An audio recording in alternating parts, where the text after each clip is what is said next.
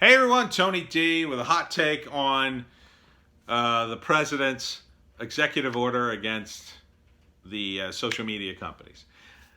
It's a mixed bag. Uh, you know,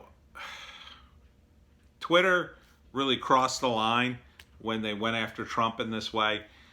They thought he was bluffing. Trump doesn't bluff, Jack Dorsey. He doesn't bluff. Sorry, he's the most powerful man in the world, and unlike other presidents, he understands the use of power, and he stomped on your balls today. What they're threatening to do is remove protections of social media if they basically censor people. And what that would mean is they could be sued, and they don't want to lose that protection because will get sued at the yin yang. There will be lawyers to beat the band to sue these people because they just got piles and piles of money, and lawyers, well, that's how they make their money. They sue people. So what are we to do? Is this a good thing or a bad thing? Ultimately, I think it's a bad thing. What Trump is hoping is by sort of dumping it on the FCC can say, well, your censoring of speech is out of line, which sounds great in this particular environment because the guys who are getting censored are conservative and Trump supporters, and the guys in power are conservative and Trump supporters, and they sort of define the terms. So that all sounds great for a while. Now imagine if a guy like Joe Biden gets to become president. He's already advocating for a European-style internet. And if you haven't seen the Orwellian nightmare that is the European internet, I suggest you watch some of Sargon of Akkad's videos, where they're trying to ban memes, where they arrest people over Facebook posts, where they attempted to throw a guy in jail for a funny video about his dog doing a German World War II soldier salute. You know what I mean? So it might be a good short-term thing, but it's probably a horrific, bad long-term thing. Because what will happen is someone will get in power and change what is the definition of, right now they could potentially lose their 230 protections if the speech crosses the line and or the speech doesn't cross the line and they remove it. Now the question is, who determines what crosses the line, right? So legal speech is fairly defined as long as you're not threatening somebody. But see, that even that term, threatening, right? We've had riots in Berkeley over free speech where people hold up signs that say language is violence. So if you're on the left side of politics and you believe language is violence, then anything could be a threat. So they could just redefine the word threat. And as I've talked about, the influence of the postmodernist that I learned from mostly Jordan Peterson, the postmodernists believe in tearing down everything, including definitions. So if you're going to, you already got these woke idiots who claim that everything is racist, then they'll just claim everything's a threat. Well, that felt like a threat to me when you said a naughty word. You told me to F off. I felt threatened. I thought you were going to kill me. We're just going to have the same thing, except it won't happen until down the road when the busybodies who are now in Twitter HQ and Google HQ and a few other places and some in the Democratic Party, they'll worm their way into the FCC, and then they'll start doing it there. Because at some point, Republicans will either become twisted and become Democrats, the kind of Democrats we have now, or the kind of horrible left-wing maniac Democrats that we have now will somehow take the presidency and put their own woke idiots in charge. So you don't want the government determining what is and is not free speech. And you also don't want to bring it to the point, well, you know, you can say whatever you want, but if we decide you can't say it, then you're going to have to take us to court. So, like, who has time to take, like, I got so many videos flagged on YouTube for reasons that I don't quite understand. I just took them all down. So, by the way, if you're looking for those videos, they're on BitChute. So when I do trailer takes, sometimes they stay up, and it's fine. And I play the trailer with sound and everything, and nobody seems to mind. And I make my comments, and I go my merry way. Some movie companies decide I've infringed on their copyright. Now, I pushed back a few times, and for a while that seemed like a good strategy, until finally one of those companies pushed back again, and I got a copyright strike, and they were like, okay, a-hole, take us to court. And I was just like, well, I don't really want to take you to court over your trailer, and I don't really have the money to take anybody to court, so I just started deleting those videos, at least from YouTube. So that's how you stifle free speech. And even now, recently I had to get rid of one. It's that movie that stars the chick from Stranger Things as the young girl who's in high school, and she's in some sort of religious high school. What the heck was it? Something about God, where she's discovering. It looked like a funny movie. I said nice things about it, and I got a copyright claim. There's a strike and a claim. I got a claim. Now, I would have had to push back and hope they didn't give me a strike. And since I had strikes already, I said, F it, and I just deleted the video. It's not that important to me anyway. I mean, it's already been up. It's already gotten its views. I lost the views, but I don't have that many views to lose to begin with. I'm not losing like 100,000 views if I delete a video.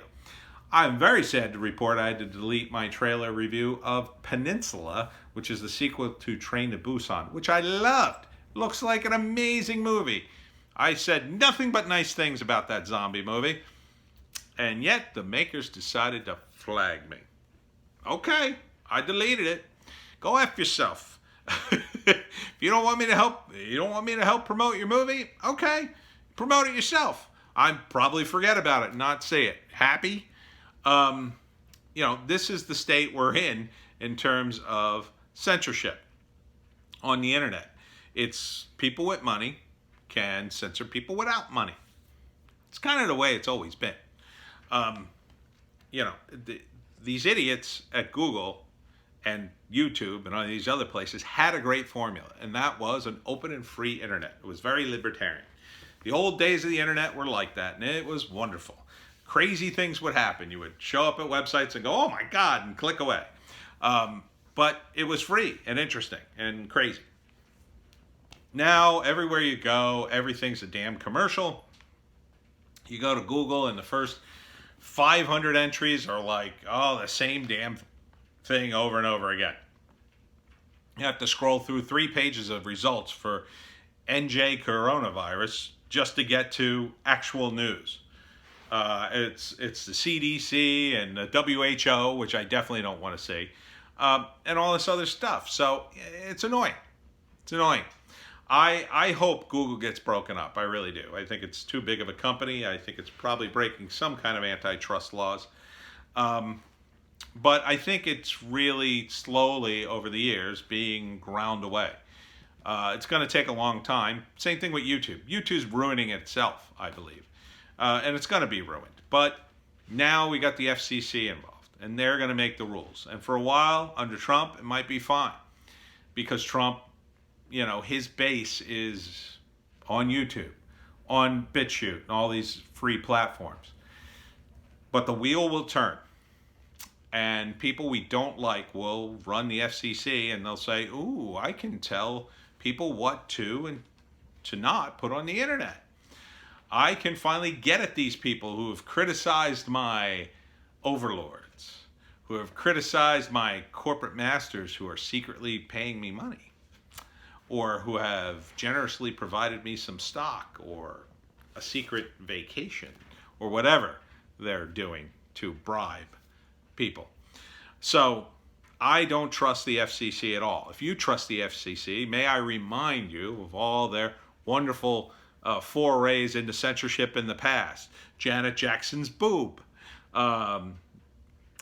There was the Family Guy episode that, well, Family Guy got blasted a bunch of times, but Family Guy blasted back on the FCC. Who else? I think The Simpsons went after the FCC in one episode too. You know, everybody hates censorship except when it happens to someone they don't like. You know, now that it's happening to Trump, oh boy, yeah, we're gonna fact check Trump. Blah blah blah. No, that was. First off, he's the president of the United States giving his opinion. He wasn't stating a fact. And second off, their fact check was wrong. There is fraud by mail. There's inevitably fraud by mail. Okay? There's fraud in regular elections. You don't think they could do it through the mail? You're out of your mind. There's a huge scandal going on in Paterson, New Jersey right now. Tim Pool was covering it. Huge scandal. They're calling for a major investigation into the voting. You can't even track this stuff. It was through the mail. How are you going to track it? You're going to track down every human being whose name was used, whether they're dead or alive, whether they were there or they weren't in Paterson. You know, it's going to take years to dig through that. And what Lex Luthor was behind it all. It's probably some Democratic operative who has no actual official connection to the DNC or any of the political clients he works for. He's a scumbag who does this stuff. It's just like some of the guys Project Veritas that exposed, the guys who bust people in, to vote, and then bust them to another place to vote again. You know, there's all sorts of shenanigans that go on in an election. You can't catch these guys. The best thing you could do is you could create some sort of system, like a voter ID system, or have people use their driver's license, something to make sure people are who they say they are. Now you want to do vote by mail? Anybody can vote by mail. Hey, my dog could vote by mail. You never know. I can write Joan DiGerolamo on the form, and you probably count the damn vote. You're not going to call me up. Who's Joan DiGerolamo? No, you need some sort of identification in order to count someone, because there are people who are, look, they don't even have to work for the Democratic Party, especially during this election. Some people hate Trump so much, I'm sure they'd willingly commit voter fraud just to see Trump lose an election. Willingly. So please, don't tell me there's no voter fraud by mail. It's nothing but voter fraud.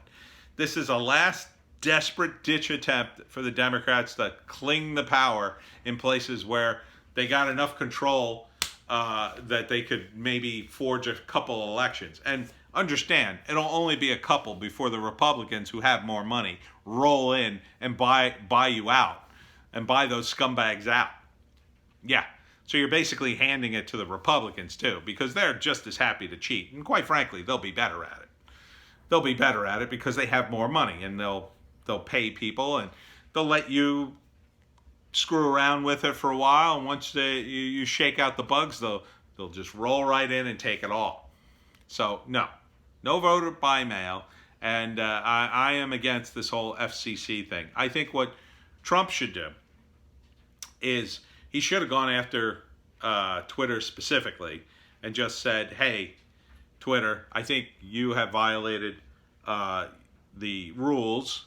You have become a publisher by doing this, and just make an example out of Twitter. Take the protection just away from Twitter, because Twitter has gone off the rails. I mean, it really has. And once you made an example of Twitter, and Twitter just implodes, which it's heading for, the other giants will be like, well, we don't want to end up like Twitter. You make an example out of one, and the rest fall in line.